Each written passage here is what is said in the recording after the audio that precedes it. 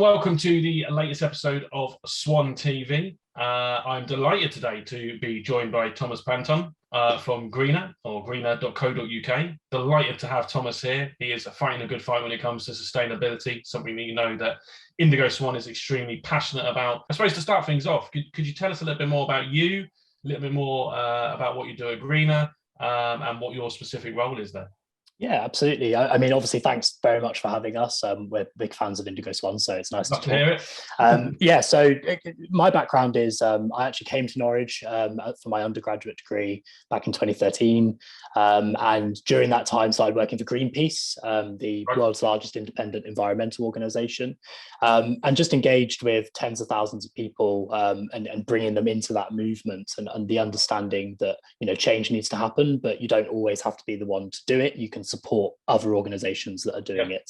Hugo, one of my co-founders, and I went to the drawing board. Everyone talks about tech startups being founded in garages, but we were literally founded in a field because we spoke with hundreds of companies which were creating better impact products. And we were speaking to thousands, if not tens of thousands of individuals at these festivals who understood that there was a problem, but, you know, didn't necessarily know where to find these products, didn't really trust where to get them, and couldn't find a brand which resonated with them on a marketplace level.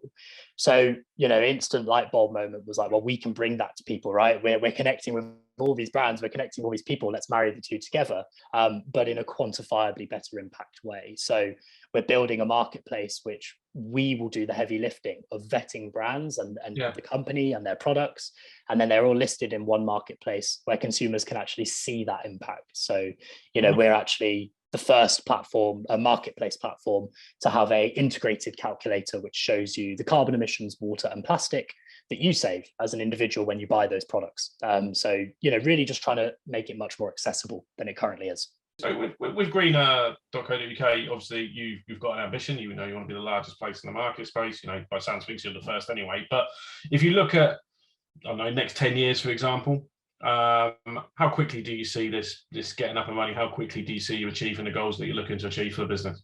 Yeah, so I think it's really important to note, and we wouldn't claim not to do this. So there have been sustainable marketplaces in the UK and across the world, and they've done a fantastic job at sort of building the foundations inside a sort of niche market, right? The eco-conscious climate market, and that's great, and they've done great work. What we really need to do is build that out of that echo chamber and into the wider consumer market. How do you feel the country is doing currently when we look at sustainability? Where do you feel we're at? And do you feel we are in a good place as a Britain as a whole to achieve the 2050 targets? What's your current view on where we are, I suppose, and where you feel we can get to?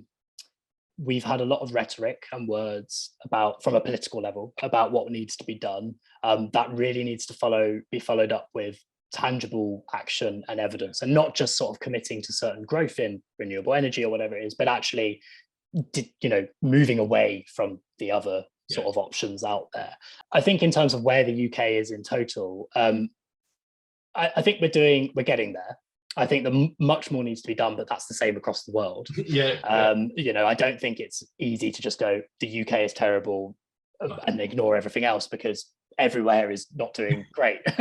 And ultimately, I think what we're beginning to see more and more, particularly over the last decade, is businesses which are producing, you know, in our case, better products and better impact products, and having the economic viability to grow and scale as well. You talk about, you know, for greenr.co.uk, you talk about wanting obviously to create your platform and all of that and the business that is, but part of what you talk about is how you want to educate more people.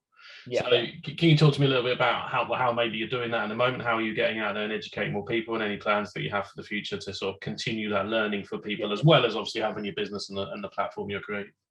Yeah, great question. I think one of the biggest things that draws us apart from our competitors is the sort of massively in-depth learning part of our platform, almost bridging into ed tech rather than sort of marketplace ultimately. And I think that there's a big reason behind that, which is you may, as a shopper, want to come on and just buy products, and that's absolutely fine. You can do that. We've got little labels and data stats and all these things which will allow you to understand, easily digest that information and buy a product.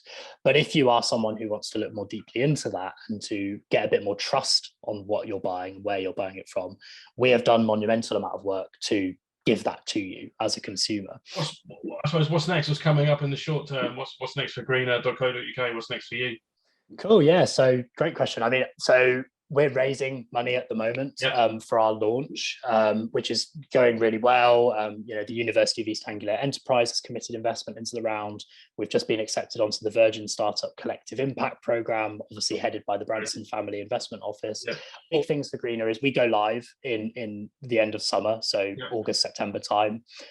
You can find out all about that launch and the brands that are going to be on board and the mission that we're making by going to any of our social medias, which is Shop Greenr everywhere. It's the same handle. We'll get a link on video. Yeah, and I think that, look, we're here to make individuals' lives easier to be sustainable. We're not trying to sell you anything really. I mean, it is selling, but you're already buying these products, right? So for us, it's really going, you're already buying these products. You know that we all need to make change. Well, we're building a platform which will allow you to do that in the same way on a different site, which has a better impact. And everyone can support that growth by just making small changes. And we're really happy to help and support on that journey. Amazing. Thomas, it has been an absolute pleasure having you on. No, thank you very much, James. Really appreciate it. We'll have you back on once you've launched, see how it goes. Thank you. What else you can come and tell us? I wish you all the luck in the world with that. Like I say, people reach out, if you want to be involved, reach out, look out for it, doing amazing things. Very proud to have a business like yours in Norfolk, to be fair. It's lovely to see how well it's doing. So thank you very much for that, first and foremost. And thanks ever so much for coming on. And I look forward to speaking to you soon. Thanks very much, James. Cheers.